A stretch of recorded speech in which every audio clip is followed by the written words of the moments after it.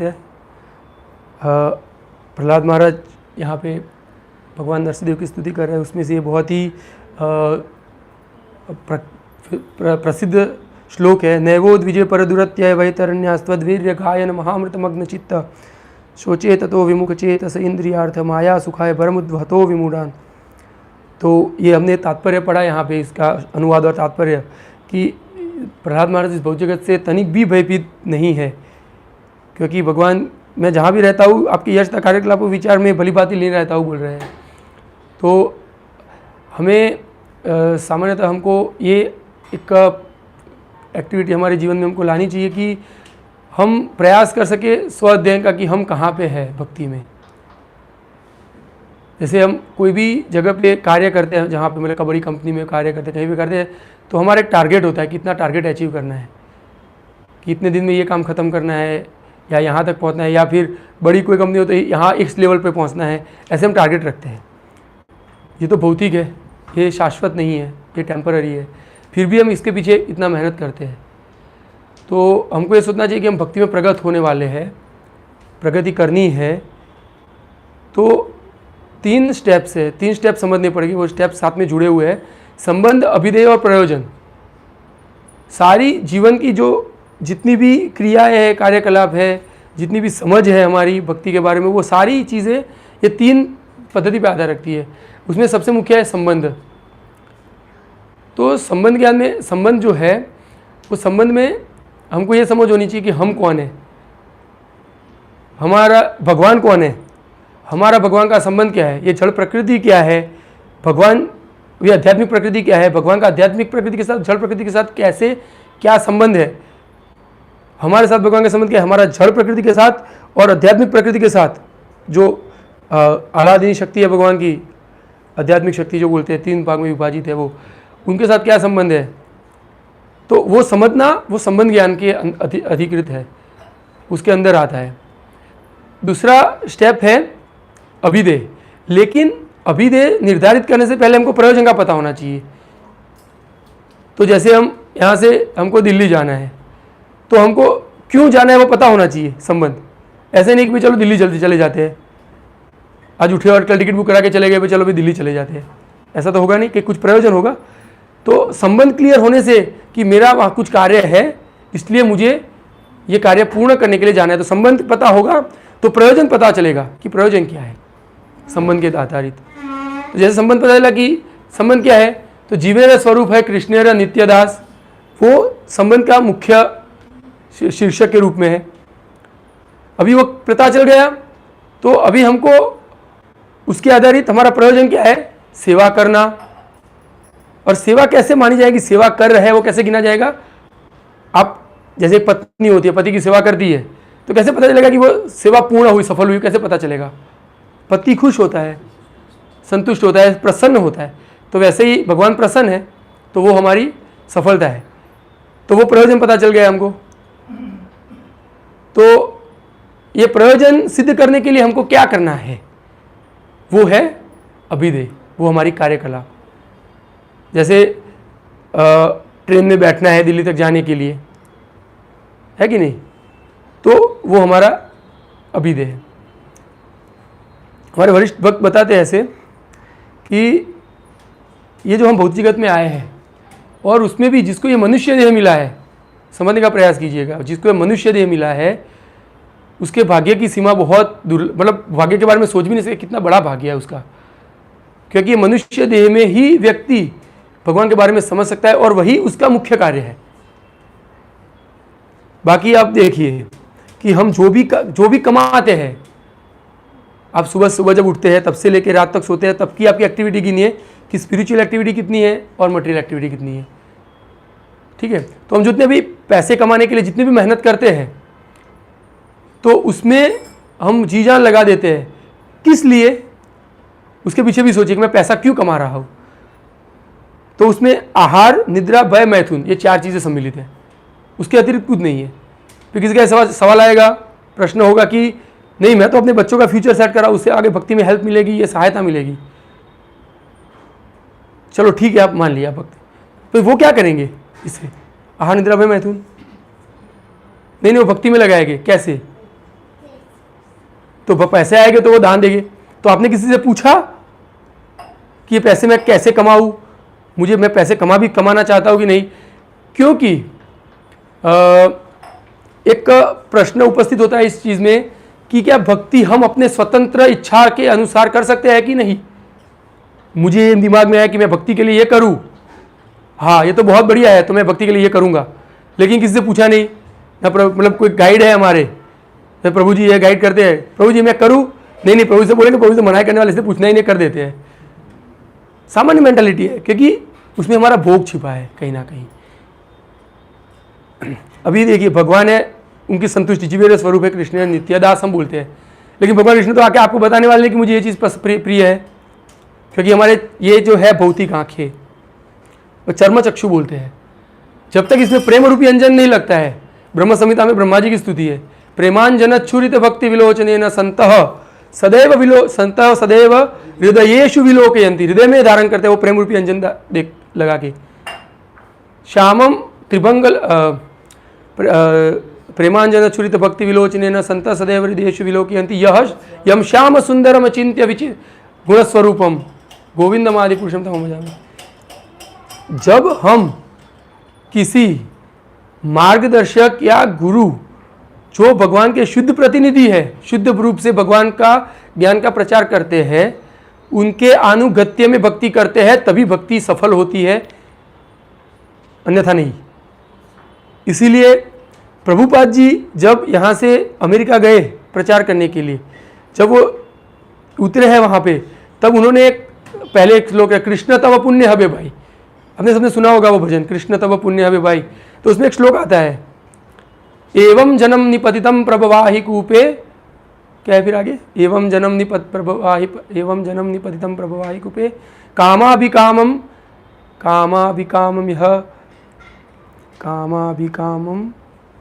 तो वो जो श्लोक है, मैं अभी याद नहीं आ रहा है, इसमें ही है, बहुत सुंदर स्तुति है। हाँ ये रहा, एवं जन्म निपतितम प्रभवाहि कूपे कामाभिकामम यह प्रपतन प्रसंगात कृत्वात्मसात सुरशिणा भगवं गृहीत सोहम कथम न विसृजे तव भृत्य सेवाम। मेरे प्रभु हे पूर्ण पुरुषोत्तम भगवान, एक के पश्चात एक भौतिक इच्छाओं की संगति में आने के कारण मैं सामान्य लोक का अनुगमन करते हुए सर्पों से भरे अंधे कुएं में गिरता जा रहा था, किंतु आपके सेवक श्री नारद मुनि ने कृपा करके मुझे अपने शिष्य के रूप में स्वीकार किया और मुझे यह शिक्षा दी कि इस दिव्य पद को किस प्रकार प्राप्त किया जाए। अतः मेरा प्रथम कर्तव्य यह है कि मैं उनकी सेवा करूं। जो गुरु है, प्रहलाद महाराज के गुरु कौन है? नारद मुनि। तो यहाँ पे प्रहलाद महाराज क्लियर बता रहे हैं कि मेरा सबसे प्रथम कर्तव्य यह है कि मैं उनकी सेवा करूं।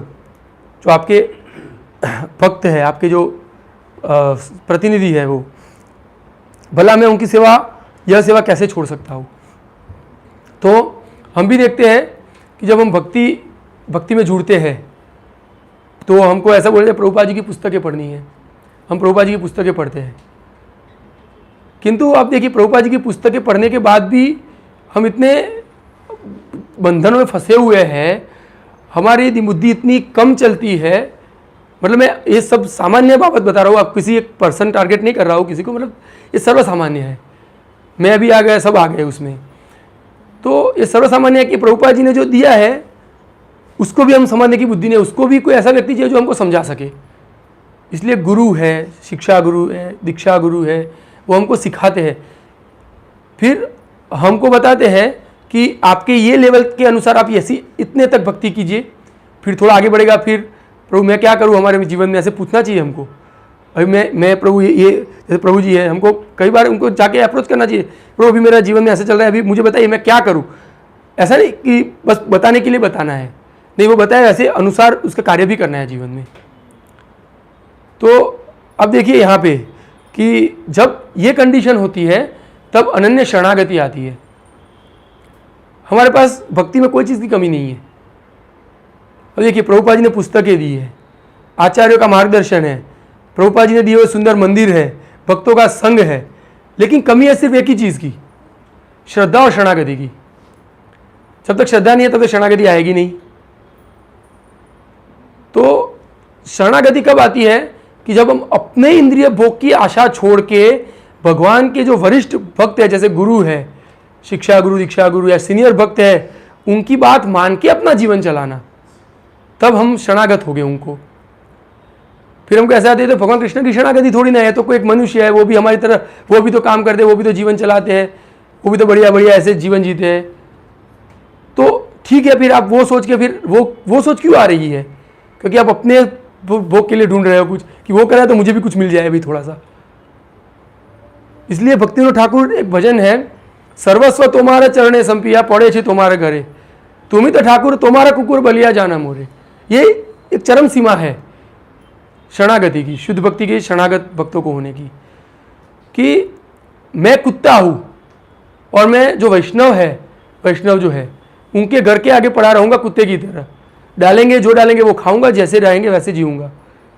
ठीक है, अभी बोलेंगे कि प्रभु पूरा परिवार लेके बैठे हैं, बच्चे हैं, परिवार है, माँ पिताजी है, पूरा सोशल नेटवर्क इतना फैला के बैठे हैं, तो प्रभु ये तो थोड़ा टफ लग रहा है। ठीक है, तो आप करेंगे क्या बताइए? वो सोशल नेटवर्किंग में पूरा जीवन जकड़ के रह जाएंगे? फिर अंत काले च मामे व स्मरण मुक्त्वा कलेवरम, वो तो होगा ही नहीं। फिर तो मरते वक्त, अरे बच्चे का ये बाकी रह गया था, मेरा ये सेटलमेंट बाकी रह गया, बच्चा क्या करेगा? सेटलमेंट नहीं होगा तो फिर मरते वक्त वही आएगा। फिर उसी घर में एक कुत्ता बन के आना है, या सांप बन के आना है, या बिल्ली बन के आना है, कहीं ना कहीं घूमते रहना है। फिर वही बच्चा आपको मारेगा, मार के निकाल देगा। ये शास्त्रों कथाओं में इसके बारे में बहुत चर्चाएं हैं। प्रभु जी ने लास्ट टाइम जब आया था तो प्रभु जी ने कथा बताई थी वो सांप की कि वो घर में, तो वही जीवन हमारा वैसा ही है। हमको उतने तक ही धनोपार्जन करना चाहिए जितने से हमारे शरीर और आत्मा, हमारा आत्मा टिका रहे, थोड़ा कंफर्ट के साथ सोने को मिल जाए। हमारा जो नीड है, जो नीड, नॉट जो मौज शौक की चीज़ है वो नहीं, जो नीड है, जैसे खाना, हमको प्रसाद चाहिए, उसमें प्रसाद में भी ऐसे ऑप्युलेंसी के साथ हर रोज़ स्वीट चाहिए, ऐसे ऑप्युलेंसी के साथ चलो कभी कभी ठीक है, भगवान का प्रसाद है ठीक है, लेकिन उसमें भी, इसलिए प्रेम विवर्त में जगदानंद पंडित है, चैतन्य महाप्रभु के बड़े निकटवर्ती अंतरंग पार्षद है, वो शक्ति है भगवान की एक। वो बताते हैं, भाल न खाए यार भाल न परिबे, हृदय ते राधा कृष्ण सर्वदा से विवे। अब चैतन्य चरितामृत में भी है ये, ग्राम्य कथा ना सुनी, उसमें प्रेम विवर्त में याद है, भाई ग्राम्य कथा ना सुनिबे कहानी, ग्राम्य कथा ना कहिबे, जबे मिलिबे आने, स्वप्ने ना करो भाई स्त्री संभाषण, गृहे छाड़ी आसी थाकिया छे वन, यदि प्रणय चा राखी ते गौरांगे रसने, छोटा हरिदासेर कथा थाकी ये न मने, भाल न खाइबे यार भाल न परिबे, हृदय ते राधा कृष्ण सर्वदा से विवे। तो ये जीवन सार है, ये हमको प्रयोजन प्राप्त करना है हमारे मनुष्य जीवन में। तो आप सब एक चीज़ से, एक बात से आप सब एग्री है मेरे साथ कि हमारा जो मनुष्य जीवन मिला है उसके, हमारा जीवन में जो वेटेज है जो कार्य करने का, वो स्पिरिचुअल ज़्यादा, आध्यात्मिक ज़्यादा होना चाहिए। वो मानते हैं कृष्ण सेवा, उसे सब एग्री है?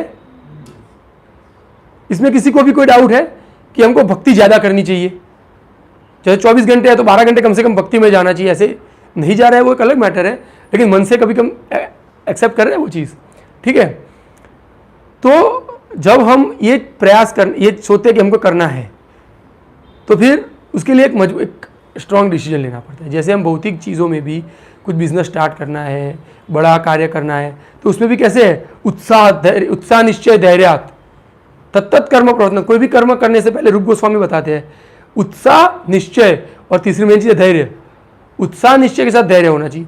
तो सोचिए कि ये मनुष्य जीवन पूर्ण करने के बाद हम पूर्ण रूपेण भगवान कृष्ण के समर्पित होना है, भगवत धाम जाना है, जो वापस इस भौतिक जगत में आना है, तो उसके लिए क्या प्रयास चाहिए होगा हमारा, हमको कितना फर्म डिटर्मिनेशन, उत्साह कैसा होना चाहिए, उत्साह उसका निश्चय कैसा, दृढ़ निश्चय, डिटर्मिनेशन कैसा होना चाहिए, उसके लिए कितना धैर्य रखना होगा।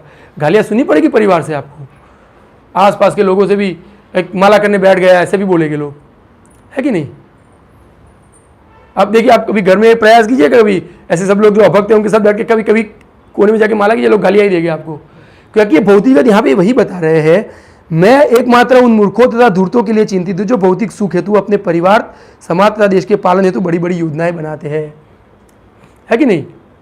तो वो क्या बोलेंगे, तू अभी छोटा है, तुझे पता नहीं चलता, कुछ कार्य कर ले, पैसे इकट्ठे कर ले, फिर आराम से भक्ति करते रहना, कौन खाने को देगा तुझे। कितने लोगों ने सुना है ये सेंटेंस, है कि नहीं? ये सब लोगों ने सुना है, सब लोगों ने सुना है, ठीक है। लेकिन हमको प्रभुपाद जी यही चीज़ तो बता रहे हैं कि वो लोग जो है, क्षमा चाहता हूँ मैं किसी माता पिता के ऐसे इंगित नहीं कर रहा हूँ, लेकिन सब लोग मूर्ख और धूर्ती है। जो चीज़ मूर्ख और धूर्ती है वो लोग, जो लोग भगवान कृष्ण की भक्ति को छोड़ के भोग वृत्ति में लिप्त है, ठीक है। तो जैसे प्रभु जी ने बहुत पहले जब मैं आया था तो शरणागति के 6 अंग लिए थे। अनुकूल से संकल्प, प्रातिकूल से वर्णम, रक्षिषति विश्वासो, गोप्तृत्व वर्णम तथा आत्मनिक्षेप कार्पण्य षड विधा शरणागति। कभी आपने ऐसे कभी प्रयास किया है कि भाई कहीं पे भी कुछ डिसीजन लेना है, चलो भाई कर ही देते हैं, फेंको अपने आप को वहाँ पे। कभी ऐसे किया है ना? ऐसे कई बार ऐसा होता है कि एक डिसीजन, स्ट्रॉन्ग डिसीजन लेना होता है फटाक से, और इमीडिएट डिसीजन होता है तो भाई कर ही दो चलो। तो हमारे पास भी एक ही ऑप्शन है, आत्मनिक्षेप। भाई भगवान को आत्मनिक्षेप मतलब आत्मनिवेदन एक अलग चीज़ है। ये तो निक्षेप करने में फेंका मैंने आपको आपके चरणों में। अभी आप ही देखिए भक्तिविनोद ठाकुर क्या भजन भी है, मारो भी राखो भी जो इच्छा तुम्हार। जब भगवान रखते हैं तब तो भगवान आप मेरे हैं, आपकी भक्ति। जब प्रभु मारने बैठते हैं, जब प्रभु मतलब अभी मारने बैठे हैं तो मैं थोड़ा अपने भी कुछ सेफ्टी कर लूँ, फिर मारते थोड़ा कष्ट कम होगा, है कि नहीं? होता है ना। इसलिए जब भक्ति में आते हैं ना तब हम पैसों की चिंता करते हैं कि थोड़ा बैंक बैलेंस बना लूँ मैं। होता है कि नहीं कि भक्ति में जाने से मतलब थोड़ा अच्छे से वानप्रस्थ आश्रम में जाने से पहले थोड़ा बैंक बैलेंस बना ले। लेकिन आप सोचिए कि वो 50 लाख करोड़ रुपए का बैंक बैलेंस बनाने के चक्कर में आप ऐसे अभक्तों का संग कर रहे हैं और आपकी एक एक क्षण जो है वो वेस्ट जा रही है, और उसके कारण आप भयभीत होते जा रहे हैं। यहाँ पे देखिए मैं इस भौतिक से तनिक भी भयभीत नहीं हूँ, ऐसा बोल रहे हैं। अब ये प्रहलाद महाराज की कैसी कंडीशन आई, उनको ऊपर से खाई से नीचे फेंका गया, पागल हाथी के पाँव में कुचलने के लिए फेंका गया, उबलते हुए तेल में खोला गया, बड़े बड़े सर्पिले जो है विषैले सांप उनके आगे फेंका गया। मतलब क्या नहीं किया गया है। मतलब उस कंडीशन में वो तो क्या बोलते हैं, वो 3rd डिग्री टॉर्चर से भी भयानक है वो तो। जैसे पाकिस्तान के आर्मी के हाथ में आ गए और वो ऐसे टॉर्चर करती है, हमने ऐसे सुना है, हमने कभी एक्सपीरियंस तो नहीं किया। अब सोच के देखिए क्या हालत होती होगी, उनसे भयानक हालत है। फिर भी मैं तनिक भी भयभीत नहीं हूँ। ये है अभय चरण, भगवान के चरण अभय चरण बोलते हैं हम। लेकिन क्या है पता है हमको समस्या क्या आ रही है पता है? क्योंकि हमको शास्त्रों पे विश्वास नहीं है। सबसे पहली बात ये है, हमको ना गुरु पे विश्वास, हम जाते हैं माला करते हैं, लेकिन कभी ऐसा होता है राधा गोविंद जी हम मंदिर में देखते हैं, कभी सुनते भी होंगे कि ऐसे पुतले बन के खड़े, हमको विश्वास ही नहीं है। प्रतिमा नहीं तुम्हें साक्षात व्रजेंद्र नंदन, हमको विश्वास है ही नहीं। इसलिए पहले श्रद्धा से ही हमारा क्रॉस हो जाता है, इसलिए हम भक्ति में कभी आगे बढ़ ही नहीं पाते, है कि नहीं है? अभी श्रद्धा का मतलब कैसा होता है पता है? श्रद्धा क्या होती है? श्रद्धा कोई ऐसी चीज़ नहीं है कि जो आपको प्रूफ मिले और फिर आप श्रद्धा एक्सेप्ट करो, ये श्रद्धा नहीं होती है। एक पत्नी बनाएगी, मैं आपके पास एक घंटे में आपके लिए खाना बनाऊंगी, तो आपको श्रद्धा है कि 1 घंटे में खाना मिल जाएगा? आप प्रूफ मांगते हैं कि नहीं, प्रूफ दो पहले कि खाना बनाओगी ही, फिर मैं आपके विश्वास श्रद्धा बिठाऊँ। ऐसा होता है? नहीं होता। तो भगवान बोलते हैं भगवद्गीता में, सर्वधर्मान परित्यज्य माम एकम शरणम व्रज हम त्वाम सर्व पापी मोक्षयिष्यामि मा शुचः। माँ शुचः, डरो नहीं भगवान प्रूफ दीजिए फिर मैं आपको मानूंगा, फिर मैं आपकी श्रद्धा बिठाऊंगा। वहाँ से ही हमारा पूरा कट ऑफ हो जाता है भगवान से। भगवान बोलते हैं मुझे क्या ज़रूरत है तुम्हारी, तुमको ज़रूरत है तुम आओ ना, ठीक है।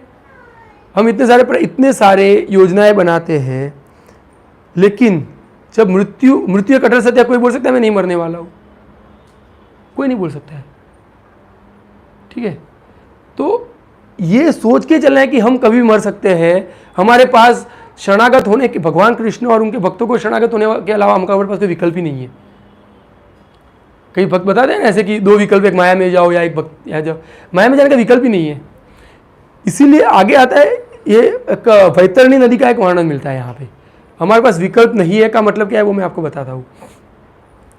भगवान की 3 शक्तियाँ हैं, अंतरंगा, बहिरंगा और तटस्थ। अंतरंगा भगवान की अंतरंगा शक्ति है, बहिरंगा शक्ति होंगे, दोनों के कार्य फिक्स है। लेकिन तटस्थ शक्ति है जो जीव है, जैसे हम, वो विरजा के तट पे खड़ा है, वैतरणी विरजा के तट पे, ठीक है। वो नदी जो है वो नदी के 2 तट है, आपके पास 2 ऑप्शन है, या इस तट पे रहो या उस तट पे रहो, ठीक है। इसलिए ऑप्शन मिलने के कारण वो तटस्थ, वो तट पे खड़ा है और उसके पास 2 ऑप्शन भी है। लेकिन 6ठे स्कंद के एक तात्पर्य में प्रभुपाद जी लिखते हैं कि जीव का स्वरूप लादिनी शक्ति के अंतरंग है। क्लियरली डिस्क्रिप्शन है। चित्रकेतु महाराज की कथा आती है, वो कथा के अंतर्गत वो एक तात्पर्य है, 3-4 लाइन का तात्पर्य है। वो 4 लाइन के तात्पर्य में वो बताते हैं कि जीव का स्वरूप जो तटस्थ शक्ति है, उसका स्वरूप जो है वो लादिनी शक्ति के अंतर्गत भगवान की सेवा करने का है। इसलिए हम देखिए, हम राधा कृष्ण की सेवा करते हैं। भगवान श्रीमती राधा रानी अंतरंगा शक्ति है भगवान की, और उनके दासानुदास जो है, जो उनको सिखाते हैं, उनके अधीनस्थ हम प्रयास करते हैं। हमारे आचार्य सिखाते हैं कि उनके अधीनस्थ होकर कार्य करना है, भगवान की सेवा करनी है कि नहीं। तो पहली बात आई श्रद्धा की, तो श्रद्धा से हम सुनेंगे कि ये जो शास्त्र है वो पूर्ण रूपेण सही है। फिर ये जो हमारा जो स्वरूप है कि हमारे पास 2 विकल्प है, या माया में जाओ, दुखमय जगत में। तो दुखमय जगत में जाने के लिए जो बहिरंगा शक्ति है उसका भी वर्णन है यहाँ पे प्रभुपाद जी ने किया है, दुर्गा। कोई ऐसा दिन गया है कि पूर्ण रूपेण आनंद में ही डूबे है, बस आनंद ही आनंद है, कोई चिंता ही नहीं है किसी चीज़ की। ऐसा कोई दिन गया है? सोचिए, आप सोचिए, ऐसा कोई दिन गया है? यार बॉस बोलेगा जाना पड़ेगा, यार घरवाली के लिए ये चिंता है, यार ये लाना है बच्चों के लिए ये चिंता है, यार पढ़ाई नहीं करते स्कूल से फोन आई ये चिंता है, कहीं ना कहीं। इसलिए मामुपेत्य पुनर्जन्म दुखालयम शाश्वतम नाप्नुवन्ति महात्मनम संसिद्धिम परमाम गता। इसलिए जो भगवान बताते हैं, पहले भगवद्गीता में श्रद्धा होनी चाहिए। भगवद्गीता में जो भगवान बता रहे हो पूर्ण रूपेण सही है। श्रद्धा बिठानी पड़ेगी, उसके लिए कोई प्रूफ नहीं मिलेगा आपको, क्योंकि हर एक व्यक्ति को अपनी श्रद्धा कहीं ना कहीं तो लगानी ही है कि नहीं है। बोल रहा हूं ना, मुझे किसी पे श्रद्धा नहीं है, वो भी अपने आप पे श्रद्धा होने का ही प्रमाण है। बोल रहा मुझे किसी पे श्रद्धा नहीं है, मैं कोई शास्त्रों को नहीं मानता, मुझे कोई बाबा किसी पे श्रद्धा नहीं, मैं किसी को नहीं मानता हूँ, वो नहीं मानने के लिए भी एक श्रद्धा है। वो श्रद्धा काम करती है कि मैं किसी को नहीं मान रहा हूँ, वो एक श्रद्धा है मेरी, है कि नहीं है। तो वो श्रद्धा भी कहीं तो है ना। तो इसीलिए आचार्यगण हमको एक तर्क आधारित, जो एक तर्क शास्त्र है, तर्क संग्रह जो तर्क होता है, वो तर्क के आधार पर सिखाते हैं कि श्रद्धा कम से कम आप ऐसी जगह पे लगाओ जहाँ पे आपका फायदा हो, परमानेंट फायदा हो। तो आप परमानेंट फायदा श्रद्धा के आधारित ही लगाना है। अगर तो प्रूफ नहीं मिलने वाला है तो क्यों ना हम इतनी बड़ी जगह पे लगा दे, है कि नहीं। कंपैरेटिव करो आप, कंपैरिजन हर जगह पे करो तो भागवत ही बड़ा है, भागवत से बड़ा कोई है नहीं, भागवत शिक्षाओं से बड़ा, भगवान कृष्ण से बड़ा कोई है नहीं। तो क्यों ना श्रद्धा हम वहाँ लगा दे। आपने माला की तो कहीं पे ऐसा हुआ माला करने से भाई मेरा पाँव टूट गया, या मेरे हाथ में फ्रैक्चर हो गया, या मेरे बाल जड़ गए, या मैं बूढ़ा हो गया, कुछ हुआ ऐसा? सिंपल है, कुछ ऐसा तो कुछ हुआ नहीं। तो इसलिए भगवान बताते हैं, नेहा अभिक्रमण आशोस्ति प्रत्यवायो न विद्यते स्वल्पमप्य से धर्म से त्रायते महत्व भया। इस मार्ग में प्रयास करने से कोई हानि या ह्रास नहीं है, मतलब इसमें कोई आपका नुकसान नहीं होने वाला, जो है उसका भी कुछ नहीं होने वाला है, कोई नुकसान खत्म होने वाला नहीं है। और इस मार्ग में थोड़ी सी भी प्रगति की होगी तो वो आपको महान भय में से रक्षण कर सकता है। तो महान भय क्या है? जन्म मृत्यु जरा व्याधि, है कि नहीं है। उससे महान भय कोई है ही नहीं। इतनी छोटी जगह में 9 महीने रहना तो है ना। भक्ति ठाकुर की बताते हैं, जीव जागो घोड़ा चंदे बोले। तो उसमें बताते हैं ना कि चैतन्य महाप्रभु जाते हैं ऐसे, उसमें भक्ति ठाकुर बताते हैं, चैतन्य महाप्रभु बताते हैं कि भाई आपने तो मुझे बोला था कि जब माता जी घर में थे कि मैं भगवान आपका भजन करूंगा, बाहर निकलूंगा, तो मुझे बाहर निकालिए, इसमें कीड़े काट रहे हैं, माँ कुछ ना कुछ खा रही है, उस तो जलन हो रही है, मुझे भी इतने छोटे संकरे जगह पे डाल दिया है जन्म के वक्त, तो मुझे निकाले, मैं आपका भजन करूंगा। तो बाहर आया तो भूल गया। फिर भगवान बोलते तो भूल गया, ठीक है, तुम्हारा हिते आमी हैनु अवतार, तो तुम्हारे लिए मैंने अवतार भी ले लिया और टीचिंग्स भी दे रहा हूँ, मुझे क्या पड़ी वो बताओ। मुझे आपकी कोई पड़ी नहीं है। भगवान को हमारी कुछ आवश्यकता नहीं है। ऐसा नहीं है कि भगवत धाम से हमें आ गया तो उनका एक सेवक कम हो गया वहाँ पे, तो अभी वो सेवा की कौन करेगा, ऐसा नहीं है। वहाँ पे अनंत मतलब त्रिपाद विभूति है वो आध्यात्मिक जगत।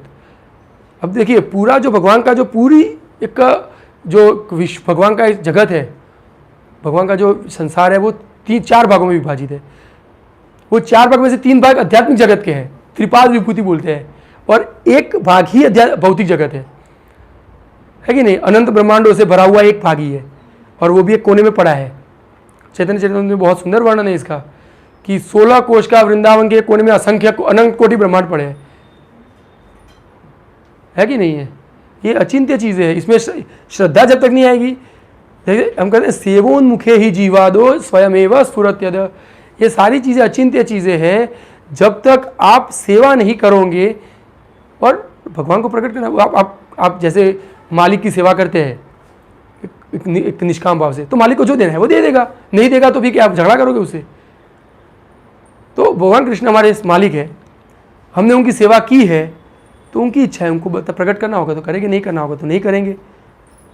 तो ये श्रद्धा है हमारी। लेकिन आपका कुछ नुकसान हुआ, ऐसा हुआ कि आज एक माला की तो वहाँ से 1 रुपया कट गया बैंक में से, दूसरी माला की तो 1728 नाम जब मंत्र बोले तो 1728 रुपये बैंक में से कट गया, ऐसा कुछ हुआ है कभी?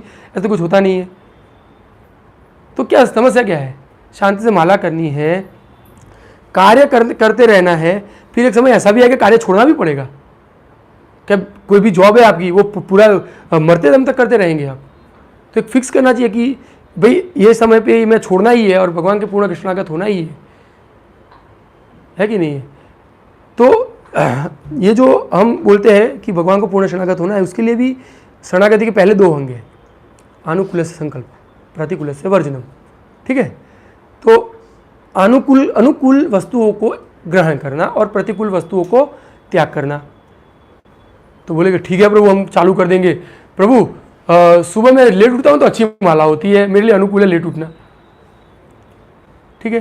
तो अनुकूलता अपने हिसाब से डिसाइड। तो पहला ही पॉइंट आया कि भाई आपने किसी से पूछा तो वहाँ पे आपका खत्म हो। एक्चुअली जीवन के हर एक क्षण में, हर एक सेकंड में आपको एक गाइड की ज़रूरत है। इसीलिए जब चैतन्य महाप्रभु सनातन गोस्वामी से मिलते हैं प्रयाग में मिलते हैं, तो उनको बहुत सारी चीज़ें सिखा देते हैं, मतलब पूरा सब ज्ञान दे देते हैं हृदय में। तो और बोलते हैं कि आप ऐसे ग्रंथ की रचना करो, वैष्णव ग्रंथ की, जो वैष्णव एटिकेट सिखाता हो। और वैष्णव एटिकेट मतलब जो वैष्णव को क्या करना चाहिए, क्या जीवन में कार्य पद्धति क्या होनी चाहिए, वो सिखाते हैं। ठीक है? तो सनातन गोस्वामी ने हरिभक्ति विलास की रचना की, सही है। और वो ग्रंथ में दांत कैसे साफ करने हैं, मल त्याग कैसे करना है, कौन सी दिशा में बैठ के बाल काटने हैं, क्या वस्त्र पहनने हैं, कब कौन सा खाना खाना है, क्या खाना है क्या नहीं खाना है, वो सब लिखा हुआ है। वैष्णव आचार संहिता है वो, उसमें सब लिखा है। और हम तो प्रभु से भक्ति के लिए पूछना है ना ये सब चीज़, तो वो वैष्णव एटिकेट ग्रंथ है। और उसमें भी हमको सुबह कितने कैसे उठना है, उठने के तुरंत बाद क्या करना है, गुरु कौन होना चाहिए, कैसे ग्रहण करना चाहिए, शिष्य, हम जो शिष्य है तो उनका आचरण कैसा होना चाहिए। अभी हम प्लास्टिक के ब्रश से दांत करते हैं, सुबह उठते ही प्लास्टिक हमारे जीवन में है, जो जहर है, हम भी मानते हैं जहर है। ठीक है? इसलिए गुरु महाराज ने वर्णाश्रम बसाया है, फार्म कम्युनिटीज़। तो गुरु महाराज चाहते हैं, मतलब मैं आप सब लोगों से ये चीज़ें इसलिए डिस्कस कर रहा हूँ कि आप सब लोग इसके विषय में सोचिए, क्योंकि अभी शहरी जीवन में ये सब चीज़ें शक्य नहीं है, पॉसिबिलिटी इतनी नहीं है कि आप ऐसे नहीं है कि आप सब कुछ एकदम से छोड़ दें, और तो वो सब पॉसिबल नहीं कि धीरे धीरे हम ग्रेजुअल प्रोसेस से हम उस दिशा की तरफ जाए। तो इसीलिए जो हम वैदिक सिस्टम है हमारी प्राचीन संस्कृति, तो प्राचीन संस्कृति हमको सेवोन्मुख बनाती है। अब देखिए प्राचीन संस्कृति में जो लोग थे उनको भगवान पे श्रद्धा थी। कुछ भी खराब हो गया, कोई मर गया, भगवान की जैसी इच्छा, भगवान ले गए, आके दिलासा देते हैं भगवान की जैसी इच्छा। कुछ खराब हो गया, अरे भगवान का इच्छा जैसा हो गया, ऐसा हर चीज़ में भगवान की इच्छा देखते थे। और अभी स्कूल में बच्चे को पढ़ाते हैं, you are doing anything whatever you want. हाँ, सुबह उठ के मलत्याग, लूज मोशन हो जाते हैं तो मलत्याग में भी कंट्रोल नहीं रहता है हमारा, और वो हम सब कुछ कर सकते हैं, ऐसे हम नारा लगाते हैं, सबको पहले नंबर लाना है।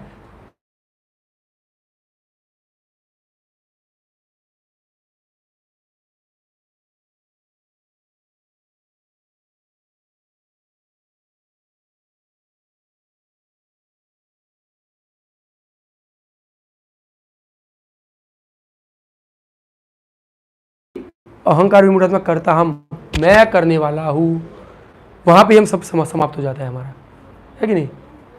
इसलिए वर्णाश्रम जो प्रणाली है, जो प्रभुपाद जी जब यहाँ से अंतर्धान हुए तब शिष्य ने पूछा कि प्रभुपाद जी आपका कुछ कार्य बाकी है? बोले प्रभुपाद जी बोला मेरा 50% कार्य बाकी है, मैं सिर्फ 50% ही किया है। मेरा 50% कार्य जो वर्णाश्रम है, जो वैदिक संस्कृति की स्थापना है, वो अभी बाकी है मेरी। और जो उनके शिष्य है परम पूज्य भक्ति का स्वामी महाराज, हमारे गुरु महाराज जी, वो उनको स्थापित करने का प्रयास कर रहे हैं वर्णाश्रम को। अभी आप देखिए कई सारे जो भक्त लोग हैं वो बोलते हैं कि हम माला तो करते हैं ना, माला करने से पूर्ण हो जाती है सब चीज़ें, तो हमको ये सब चीज़ें वर्णाश्रम की क्या आवश्यकता है कि नहीं है? ऐसा होता है कि माला कर रहे हैं ना, भगवान का नाम ही सर्वस्व है, नाम से संपूर्ण, तो नाम तो शुद्ध है, लेकिन आप नाम को ग्रहण करने जितने शुद्ध है। एक व्यक्ति ने आपको बोला कल मेरे घर आना, मैं आपको पैसे दूंगा, और आप बोले हाँ चलो कल तो पैसे बैग लेके जाएंगे, बड़ा बड़ा बैग लेके, तो आ गए, अरे क्या मूर्ख हो, मैं तो तुम्हें ट्रक भर के पैसा देने वाला हूँ, ट्रक लेके आना चाहिए था तुम्हें, है कि नहीं है? तो भगवान की जो हरिनाम है उसकी कृपा बहुत विशाल है। हरिनाम की महिमा, एक्चुअली हरिनाम की महिमा का हम वर्णन कर ही नहीं सकते। एक कृष्ण नाम सब कुछ दे सकता है, जो आप सोच भी नहीं सकते, अल्कल्प चीज़ है वो, और उनके तुल्य कुछ है ही नहीं। कृष्ण नाम हरिनाम के तुलना कुछ, इसलिए देखिए नाम अपराध में भी उनका वर्णन है कि क्या क्या करने से नाम अपराध होता है कि नहीं?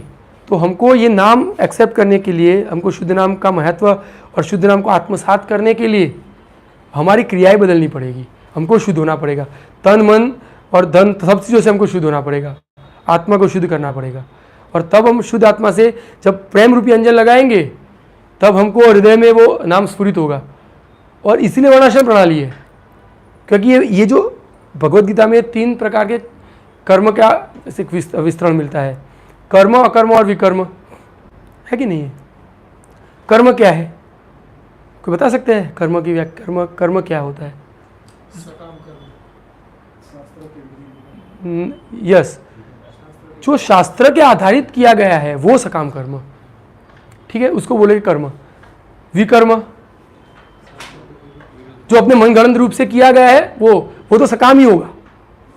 जो मनगढ़ंत रूप से किया गया है वो सकाम ही होता है, क्योंकि उसमें अपनी इच्छाएं छुपी होती है। और तीसरा है अकर्म।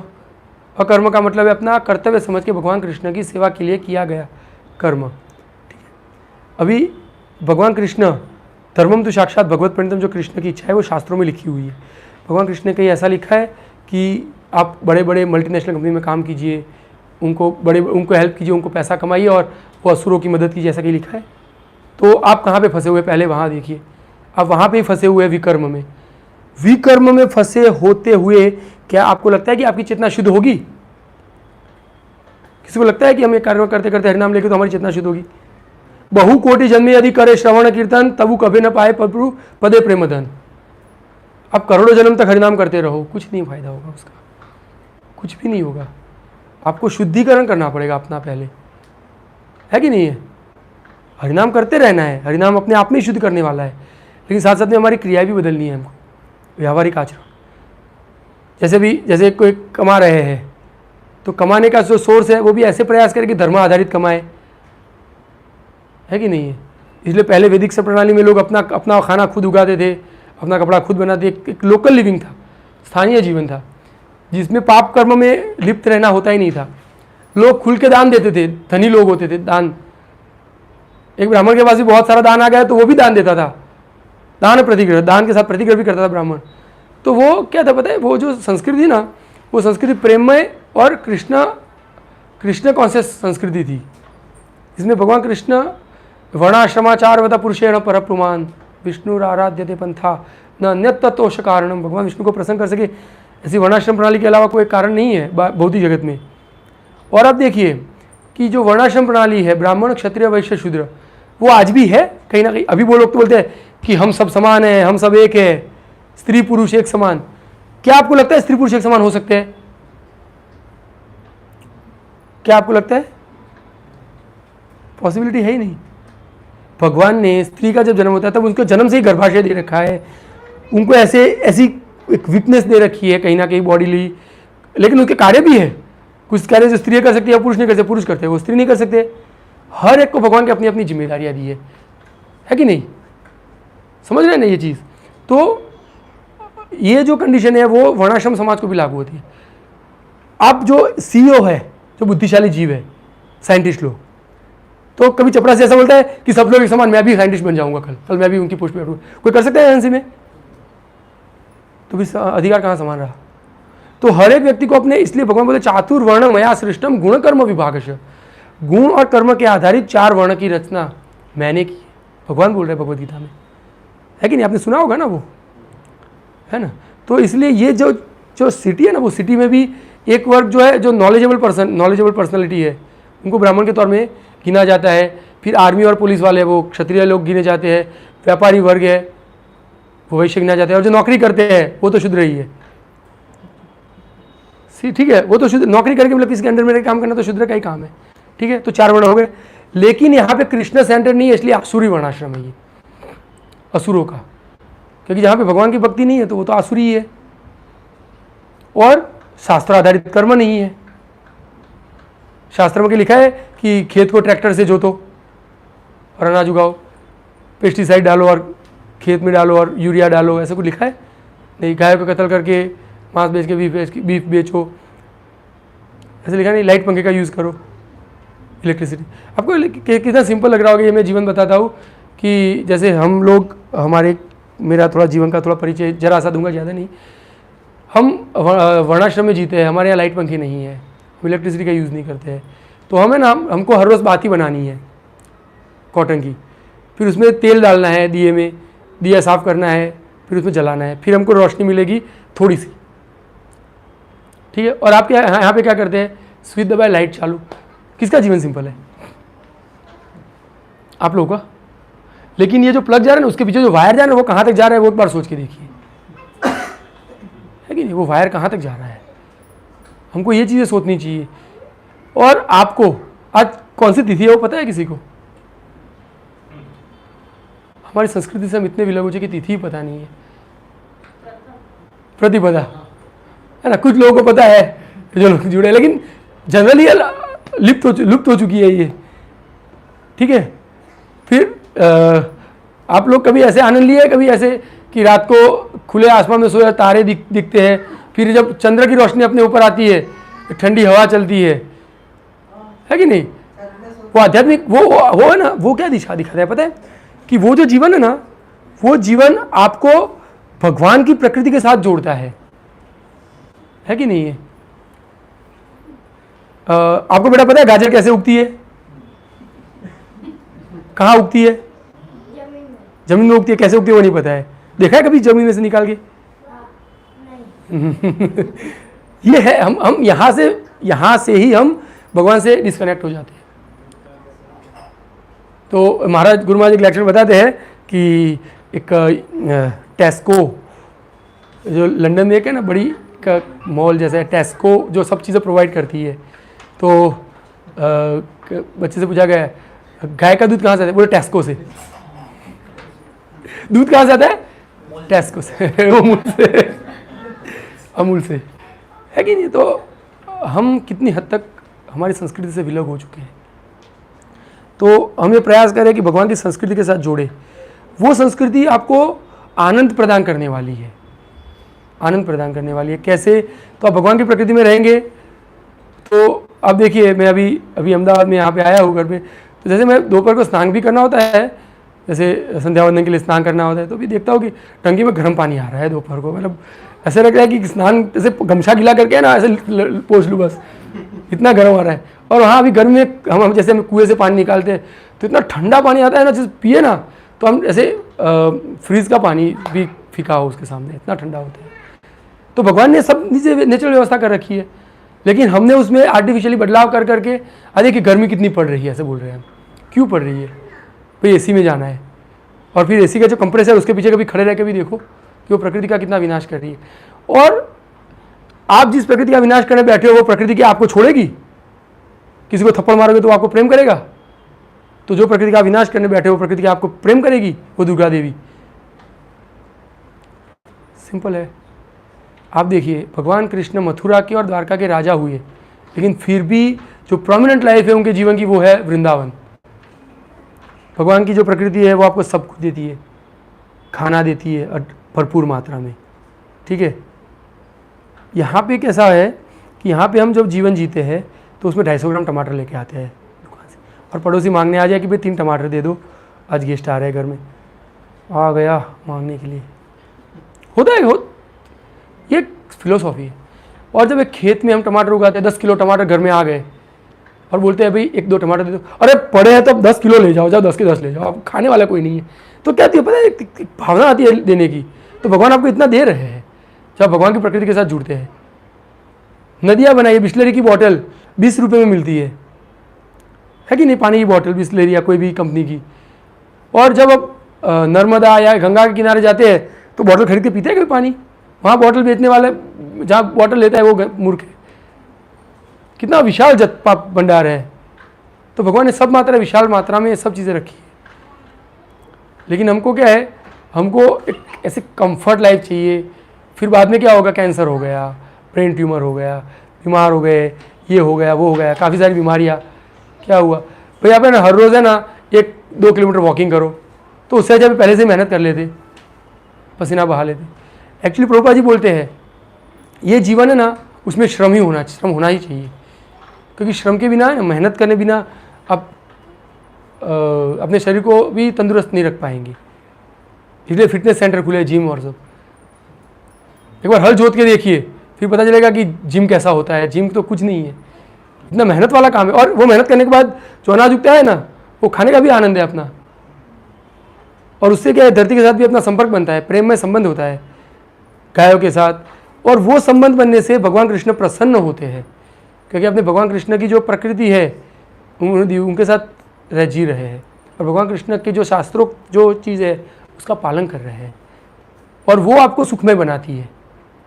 ठीक है, आपके पास ज़मीन है और गाय है, तो प्रभुपाद जी बोलते हैं जिसके पास ज़मीन और गाय है ना, वो सबसे ज़्यादा धनी है, ना कि पेपर करेंसी।